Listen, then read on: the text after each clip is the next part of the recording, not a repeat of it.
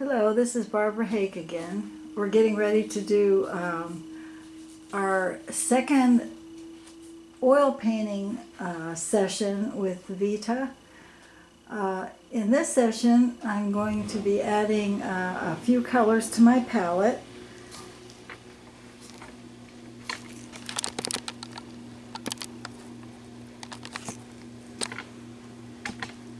I don't know if you can see it. It's hard for me to do this and talk. I'm adding Winsor Newtons Olive Green, which is going to tone down her complexion, and Gamblin's Thalo Turquoise for the background. I already have a light coating of, we're adding this color. I already have a light coating of, oh shoot, what was that called? It was Gamblin's Manganese Blue. I keep my paints, I like try to section them off. Can you see this? And I put them in these little containers. And then I put the containers in a bigger container so I can get at them quicker. Anyway, this one is my blues. And I wanted to show you how I store my paintbrushes. When you look down, let me see, can you see this? No, you can't. Okay, I'm getting there. Okay, there we go.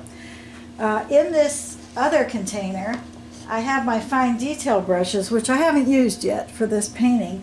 And they're sitting in safflower oil instead of turpentine. This way their tips don't get messed up and they're like treated. Then when I go to use them, I'll wipe them off real well with a paper towel so there's no oil on them.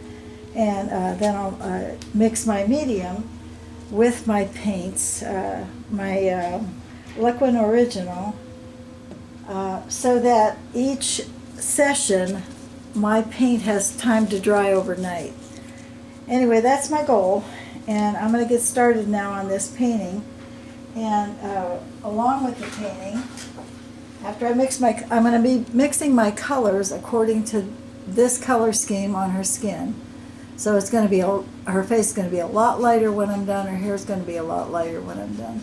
And you keep your photograph or your color scheme in front of you while you're putting your paints down on your palette. I've cleaned my palette and I'm ready to work.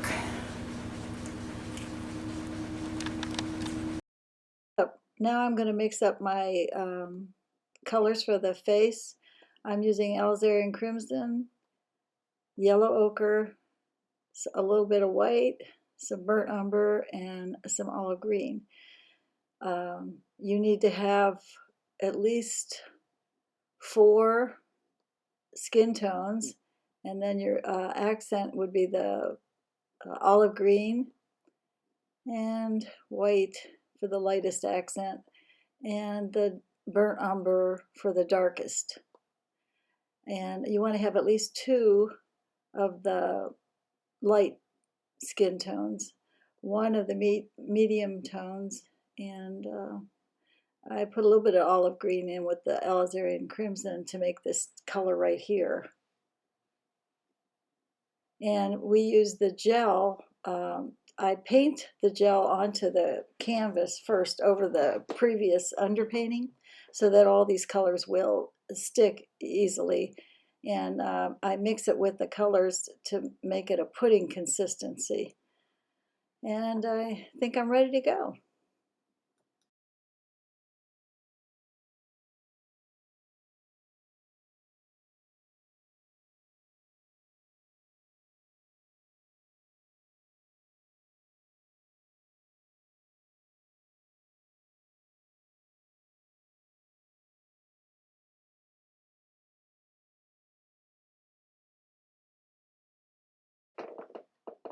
First, I'm doing the darkest shade, the darkest value. It's that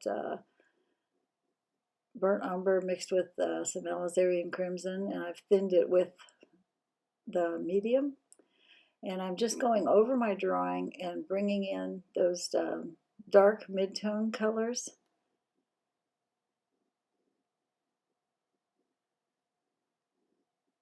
This when you do this first, you don't lose your drawing. And I'll show you how to add your other colors and your other values after we get this section done, the drawing section.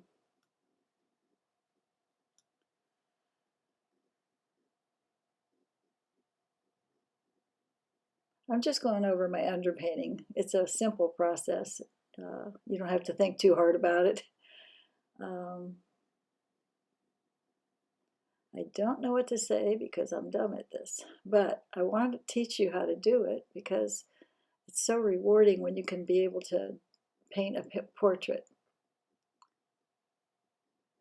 And it's so frustrating when you don't know what to do or what the process is. So I wanted to teach people like me how I figured it out. Okay, now I've got the middle rosy color, the middle color for the skin, and I'm applying that right over the drawing, right over the initial dark coat.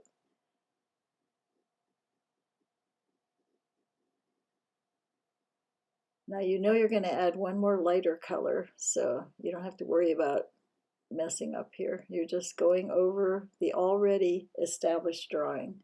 So you don't have to worry about your drawing skills at this point. Those should have been taken care of with the underpainting.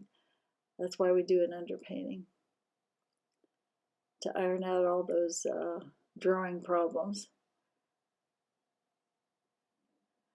Now, you can make corrections at this stage. Like if you see there's, sometimes when you add the color, you could actually see something's wrong with the picture. If you see that there's something wrong, this is a good time to correct it. Now, I've emphasized those lines in her cheeks because I know I'm going to go over them with another color, so they will be modified later. You know, at this point they look kind of strong, but they will be modified. And I noticed that her face is too wide, so I started slimming it down. Now this is that rosy color. This is to reshape her face.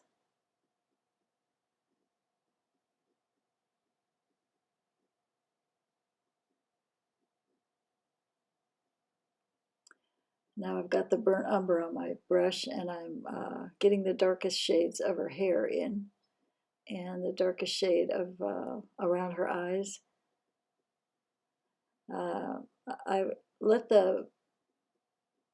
the canvas set for I don't know, a couple hours. I did a little bit of the background. Now I'm getting ready to put the final touches on the painting. I'm reshaping her face because I can see after being away from it for a while what was wrong with it. So I'm making more corrections, thinning her face down a little bit at a time. If you do too much, then you got to wipe it off with a paper towel.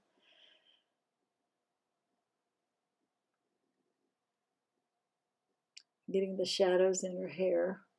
As long as I've got that burnt umber, I'm looking around the picture to see what is needed, what part of the painting needs that burnt umber color. So that's why you do it slowly, because you're looking for that color in the photograph.